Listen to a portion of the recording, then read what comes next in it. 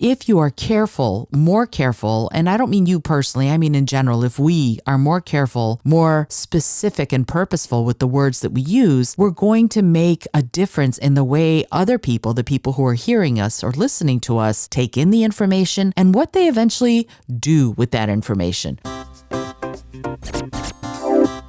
This episode is brought to you by my book, Speak From Within. Review what's inside and purchase it at isoldat.com/speak-book.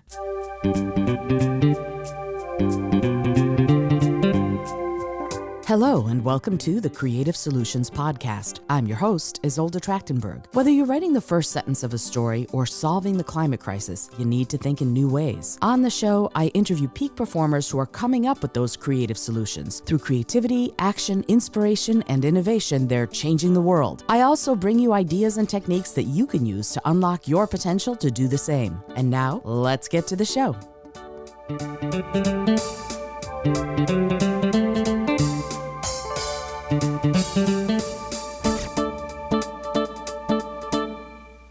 Hello, and welcome to another Vegan Life Solutions episode of the Creative Solutions Podcast. I'm your host, Isolde Trachtenberg. Thank you so much for being here. Today, I want to talk about something that I have sort of talked about before, but I want to reiterate how important it is. And what I'm talking about right now is words. What words we use to describe anything, to talk about anything, indicate to us our level of proximity to that thing, whatever it is. Like if you're thinking about being whether or not you're a pessimist or an optimist, there is that old chestnut, whether or not you look at the glass as half full or half empty. But that depends on what perspective you have. The glass is not half full or half empty. The glass is full always. It's full of water and air, for example, not only half full of water or only half full of air. So those are things that we need to think about is what is your perspective when it comes to thinking about how you use to describe whatever it is you're talking about. And here I want to talk about dead animals. It's a Vegan Life Solution episode, so you know we're going to be talking about animals in some way. And I'm thinking recently a lot about what we use to describe dead cows. We say beef, right? Dead cows that are being used for food. Let me clarify. We say beef. Beef is this, it's got this connotation of we're going to beef it up. Oh, he was a beefy man, right? So we think of beef as a positive word. And yet when you look at what beef is dead cow. And the same goes for pork. Pork is something that we think of as, oh, it's food, but we've separated ourselves. We've changed our perspective on the fact that it's a dead pig. Veal is a dead piglet. Right? When you're looking at these kinds of perspectives and word shifts, you have to look at how we take in those messages. When you say the word beef, you are separated from the fact that it's a dead being, that it's a dead cow that you are thinking about eating.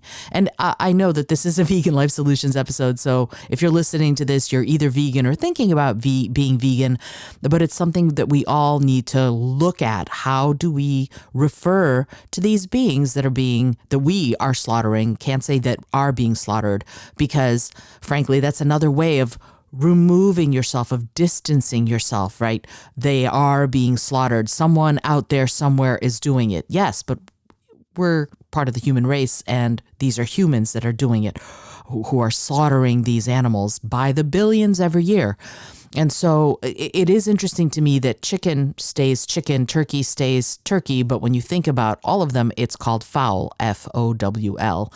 And so again, we're not looking at it as much when you're talking about whether or not you're talking about chickens, game hens, they call them that. And game, of course, is animals killed to be eaten, we think. And so we have to always look at what that perspective brings us. What are you actually talking about when you use the word beef or when you use the word pork? Fish, also, you say fish, although they've also sort of removed that in the language too. It's all about how we look at it. And that always brings me to phrases, right? Idiomatic expressions. So my favorite change is from there's more than one way to skin a cat. Think about that. Skinning a cat. Oh, how awful. I've changed to there's more than one way to bake a pie, which is true. I don't have a dog in this fight. I have changed to I don't have a chili in this cook-off. There's more than one way to win a race. That's great. Perfectly fine. I have no problem with it. But there are so many others that we can look at that are things that we can change. A whole other kettle of fish, for example, I've turned into a whole other kettle of corn because of course you can have kettle corn. I love kettle corn. It's usually sweet and it's delicious. So I can look at the way I'm using words and see what my perspective is based on that. So if you have words in your life, if you have words that you're using regularly to describe animals or to describe your own life, for example, please look at what words you're using and whether or not you're accepting things about the world, about animals, or about yourself that maybe you don't want to accept, right? When we're talking about this, it's crucial to remember that the words we use matter. They matter so much because every time you say a word, you change your brain a little bit, right? You have focused the word in a specific perspective. You focus the word from a perspective that is a specific point of view. And that means that as you're doing this, as you're talking about what you're eating, what you're putting in your body, what you're putting on your body, you can change up common words and phrases that you have always used, probably. We've all used beef as a term that separates the dead animal from what we're putting on our plate. Everybody has. I don't know anybody who hasn't, who's an English speaker, of course. So there is this thing that we can do that, okay, let's talk about it in a slightly different way. Let's change up how we're referring to these beautiful beings that are dying for humans to eat.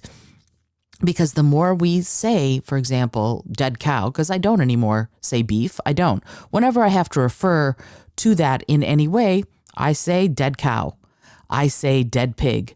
I no longer say pork and beef because that changes my brain and it reminds me. And what's also interesting is it reminds the people I'm talking to too.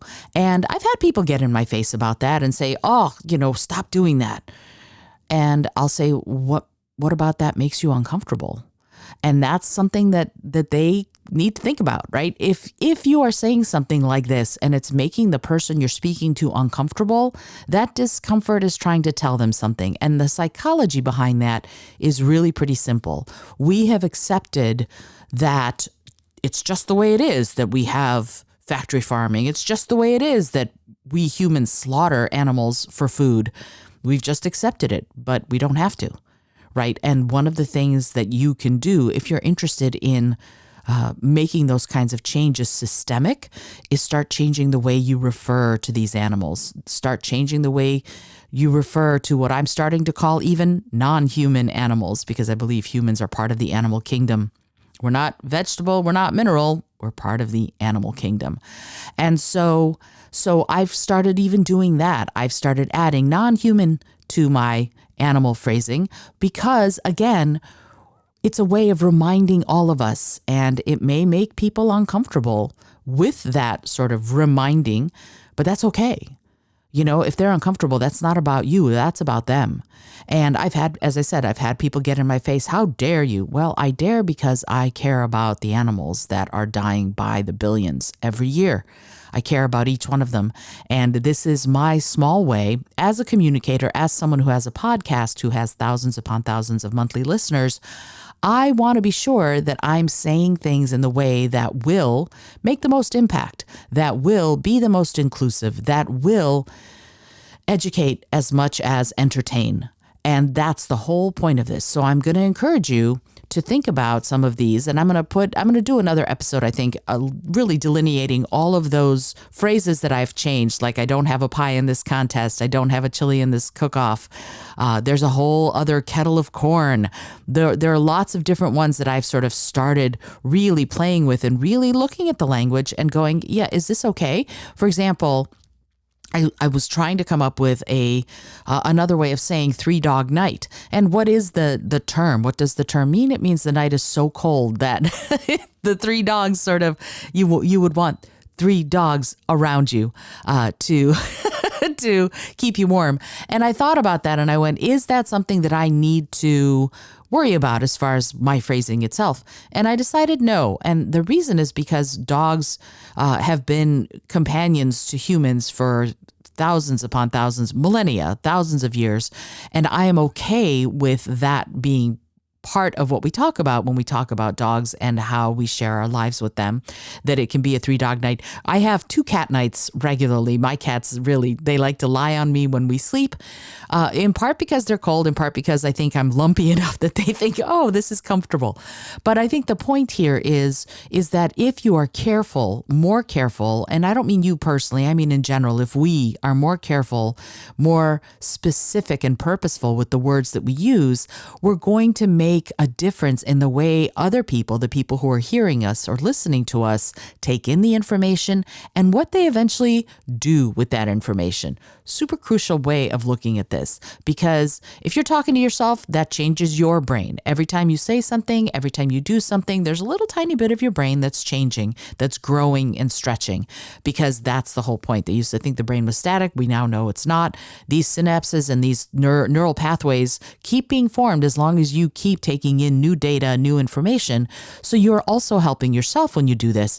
But if you're talking to other people, if you have a wider reach, if you're a podcaster yourself, if you are talking and communicating to a great array of people every single day, or even a small array of people, quite frankly, look to changing the way you refer to some of these situations and phrases.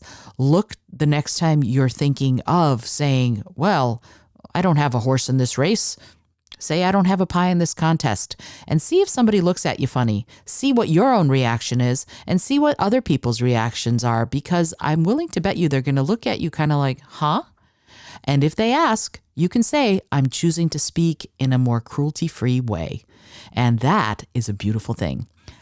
All right. I hope you've enjoyed today's episode of the Vegan Life Solution of the Creative Solutions podcast. I am Isolde Trachtenberg, and I am super grateful that you took the time to be here.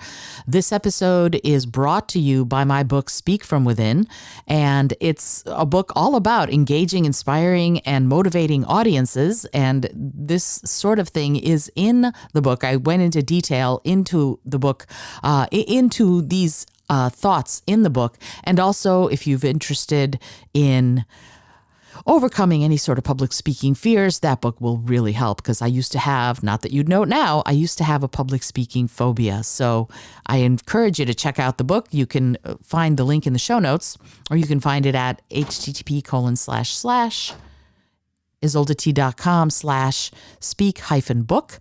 And also remember, as always, Brain FM is one of the other sponsors of this show.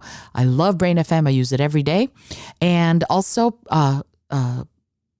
Podbean. Couldn't think of it for a second. Podbean is one of the sponsors of the show. It's an affiliate for me. It's where I host my podcast, and I love, love, love, love it. All right. I hope you enjoyed the show. I invite you to get in touch with me if you have any sort of phrase or anything like that you would like to brainstorm changing from something that is cruelty inspired to something that is not. I would love to brainstorm with you. I'm going to put a partial list, because I'm always adding to the list, in the show notes, just so that you have it. And I hope that you, again, I'm saying this for the, I think, 5th time. I hope you enjoyed the episode. Until next time, I remind you, as always, to be bold, be creative, and most of all, be kind.